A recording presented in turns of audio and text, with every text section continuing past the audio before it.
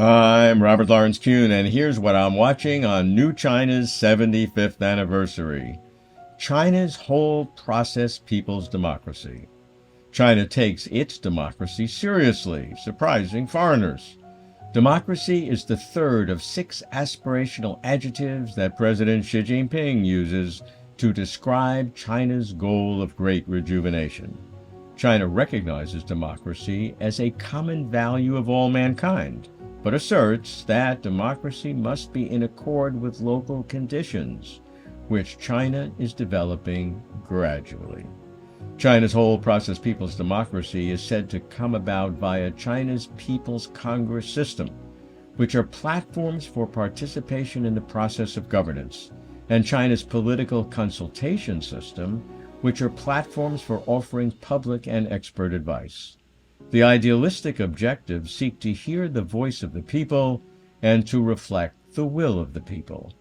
China calls its democracy socialist democracy with Chinese characteristics, and its first principle is the absolute leadership of the Communist Party of China, which China says ensures governance effectiveness. The centerpiece of Chinese democracy is through 5 levels of people's congresses, from bottom to top: townships, counties, cities, provinces, and the National People's Congress, the NPC. Empowered to enact national laws, the NPC as a whole meets every March, but its various committees, especially its Standing Committee, meet throughout the year to prepare legislation that tracks the political agenda for the year. Dozens of specific bills are considered. Broad representation is mandated in that all regions, ethnic groups, and sectors of society, government, industrial, military, must have an appropriate number of representatives, especially workers, farmers, professional and technical personnel, women, and ethnic minorities. The election of deputies adapts to the times. Direct elections occur at the 2 most local levels, townships and counties, while deputies at higher levels are indirectly elected, that is, elected by those elected at lower levels. Again, it may surprise foreigners that the party promotes competitive elections so that voters and deputies have more choices. Still, party-led committees must vet or verify candidates and deputies before and after elections. While deputies are charged to represent the interests and concerns of the people and to contribute to the improvement of government work, democracy in the party-led system calls for public supervision of people's congresses and all levels of government via feedback and interactive mechanisms. China's political consultation system is a distinct feature of China's political system. At the national level, the Chinese People's Political Consultative Conference, the CPPCC, is not a body of state power. Rather, it is a platform on which all sectors of society participate in state affairs. This includes political parties, organizations, ethnic groups, and professional fields.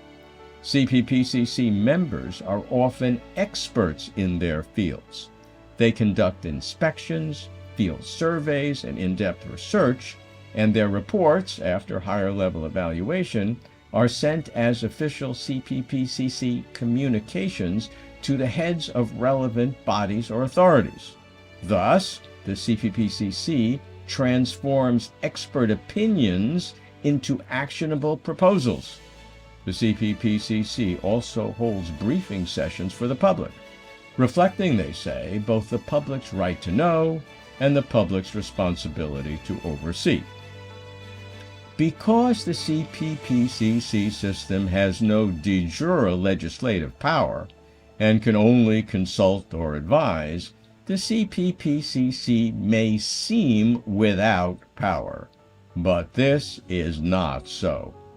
Because many CPPCC members are leaders in their fields, when they offer advice, government officials had better pay attention and take it seriously. Woe unto those who do not. Officials are sandwiched, as it were, between China's leaders above and the public below, both of whom are watching to see how officials respond to CPPCC advice.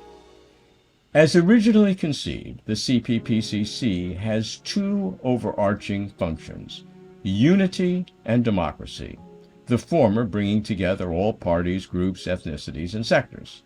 While unity is usually a high good, in today's complex society, unity too soon can suppress democracy by stifling or squeezing off diverse views.